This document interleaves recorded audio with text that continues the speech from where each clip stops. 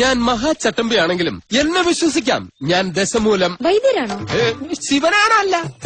തല്ലിന് പോകുന്നതിന് മുമ്പ് ദശമൂലാരിഷ്ടം കഴിക്കുന്നത് കൊണ്ട് ചിലർ അങ്ങനെ വിളിക്കും. ഒരുത്തനെ വെട്ടി അരിഞ്ഞ് അവന്റെ ദശ മുഴുവൻ ഒരു മൂലക്കിട്ടത് കൊണ്ടാണ് അങ്ങനെ വിളിക്കുന്നതെന്ന് മറ്റു ചിലർ. നിങ്ങൾക്ക് ഇതിൽ ഇഷ്ടമുള്ളത് വിളിക്കാം, തള്ളക്ക് വിളി ഒഴിച്ച്. ദശമൂലത്തിൽ ഈ മര്യാദകയോടെ നിൽക്കുമോ? അയ്യോ, ഞാൻ മര്യാദയ്ക്ക് നിൽക്കുന്നേ, പക്ഷെ അടികൊണ്ട് ഇങ്ങനെ ആയിപ്പോയതാ സത്യം. ആ കാട്ടുപുളിയെ ശരിയാക്കാൻ ഞങ്ങള് പലതും ആലോചിക്കും. അതൊന്നും ആരും അറിയാൻ പാടില്ല. ആരും അറിയില്ല മല്ലയ്യ. ആശാനെ, എന്താടാ കണിയാന്റെ അടുത്ത് മുഹൂർത്തം നോക്കാൻ ചെന്നപ്പോ അയാള് പറയുന്നു ഉടനെ എങ്ങും പറ്റിയ മുഹൂർത്തമില്ലെന്ന്.